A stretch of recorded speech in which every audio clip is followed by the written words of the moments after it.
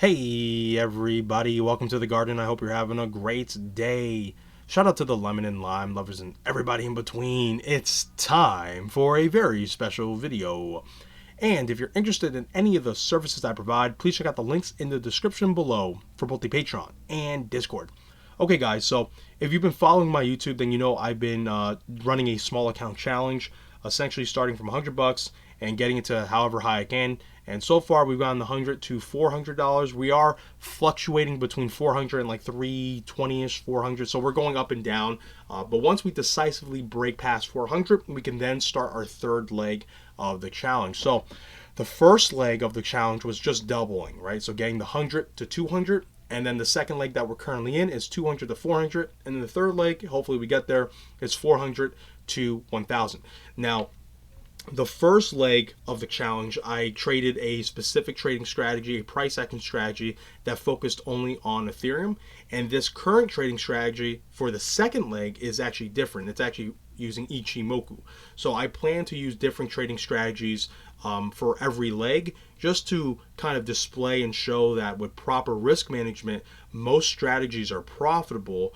And risk management is the most important thing that you can do. Now, it doesn't mean there aren't more optimal trading strategies out there. Of course there are. And this first strategy I'm going to show you works, but it's not the most optimal, right? There are better ones out there.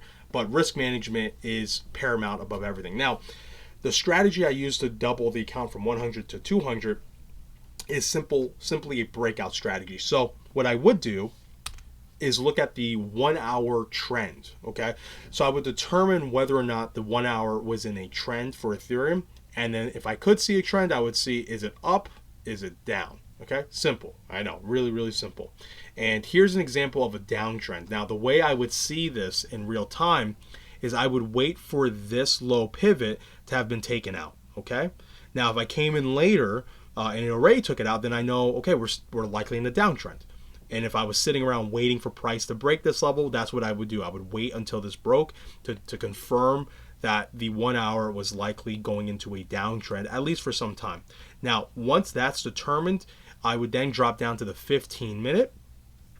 And through the 15-minute, I would look to take trades. Now, what I would look for is specific price action on the 15-minute that was in accordance to the 1 hour trend. Now, when you're in a downtrend, what I look for is rising price action like this, okay? I like to look for rising price action because what tends to happen is you're getting a pullback to the upside for then continuation to the downside. So here's an example where I would have taken a short. So we would have drawn the trend line from here to here, pull that out, and look, you're slowly rising here, okay? And then once we break down here on the 15-minute, easily would have taken this short, just simply take the short on the closure of that 15-minute candle. And now the way I do it, I like little risk. So I don't mind taking a bunch of little losses, but I like less risk rather than more risk. I like to put my stop loss under or above, depending if you're longing or shorting, the breakout candle. So in this case, it'd be above this breakout candle right here. And then I would look to target 1 hour liquidity zones. So the way I would target those is simply by looking for FEGs or swing lows that haven't been taken out. So here's an FEG right here. Now I don't know if I would have targeted this one. I potentially may have. It just depends on if what I would have thought about this wick here. This looks like it filled most of that, but it didn't close through it, so it definitely would have been an easy target. And then I would have looked to have gone lower. So here's another fair value gap right down here. That looks like it's still viable as well. So this would have been another target. And the way I traded these fair value gaps and the way I traded this strategy is I was looking to partially take profits as we went lower. So I would try and let my winners kind of run, right? So I was looking to, slowly scale out of the position, taking good profits over a period of time, and then obviously putting my stop loss to break even once we take our first profits. So these are the hourly fair value gaps. I would have easily targeted all these liquidity zones over a period of time on the 15-minute. Okay. And essentially the risk reward is fabulous, right? So if I was just looking to take profit here, filling out this fair value gap, it's already a 2-to-1. And then as we went lower, easy all the way would have filled all these positions. Maybe I wouldn't even have had a position down here. I might have filled them all up here. It's 8-to-1 and etc.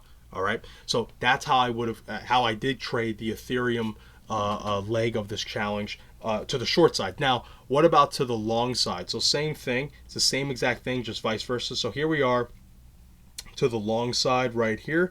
So all I was looking for is a pivot or or swing high, whatever you want to describe it as, getting taken out. So right here would have looked at for this to get taken out. Once it gets taken out, I already know, okay, we're potentially changing the trend to the upside, at least short term.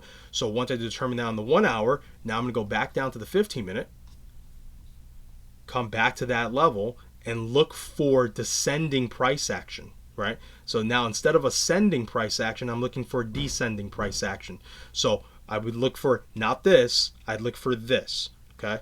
So I'd be very, very, very picky and disciplined. I want price action doing this, okay? Then wait for the breakout, and then once it breaks out, then I'm looking for a easy stop loss either below the breakout candle or below the swing low, whatever you're comfortable with. For me, it was the candle, so something like this. And then just like on the short side of the hourly time frame, I would look for liquidity levels to the long side. So I look for these bearish fair value gaps like right here, easy one. We would have one right above it right here, okay? And I would just look to target these levels, and that would be it, okay? So if you go back and watch those videos, you'll see I'll have a bunch of like little small losers, and then I'll have a bunch of nice like big winners. Like I'll have like a $10 loser here, $6 loser here. Then I'll have like a $30 or $40 winner, $60 winner. I'll even have like a $30 loser, and then like $100+ winner, right? So it's like, this is why, because I would get these big wins, small losses, big wins, small losses. And this is the essence of becoming a profitable trader and, just understanding your strategy. Okay. So basic, simple strategy that works, but again, not the most optimal. So it's not going to work every time, and you have to be ready for multiple losses in a row.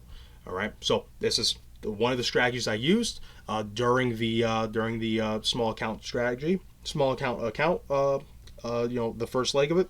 And now let me get into essentially the second strategy I use, which is the Ichimoku strategy, and that's what we're currently in right now because we're still in the second leg technically.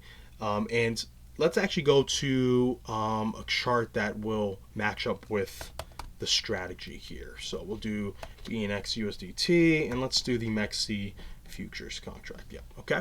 So for Ichimoku, if you want more detailed information on Ichimoku, make sure to check out the tutorial videos I have on the channel. They'll go into the strategy more in depth.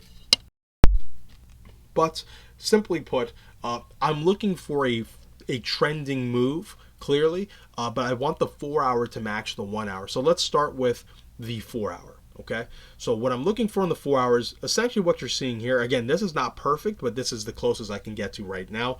So I want the candles, I want price action above the cloud, I want it above the Tenkan-sen, which is this blue line, above the Kijun-sen, this black line, and I want the lagging span, Chico span is the other name, to be not in the candles, not near the candles, away from the candles. So it shows something like this, right, to the downside, or something like this to the upside, where when this is near the candles or in the candles, it implies a range is happening. So I want price action and the Chico span to not be near each other at all on the 4 hour, okay?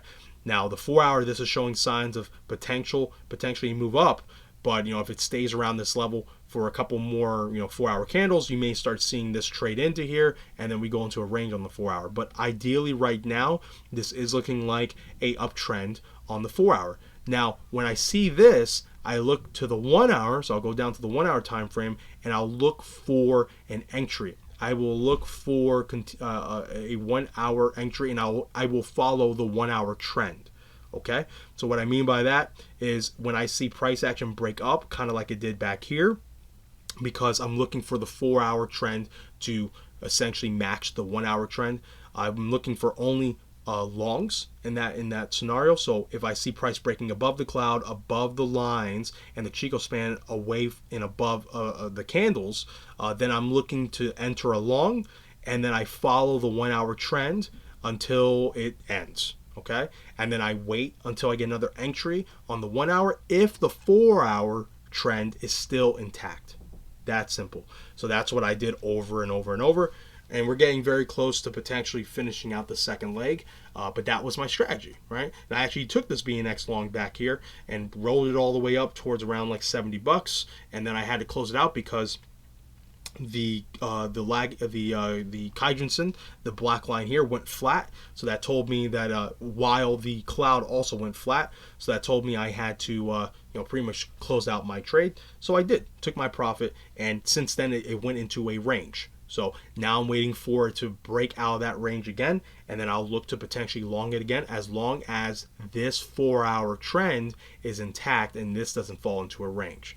So hopefully that makes sense. And I would use this strategy on not just BNX, but pretty much any crypto that came across my screen. So with Ichimoku, it's, I didn't have to stay focused on one asset like I did in the first part of the small account challenge.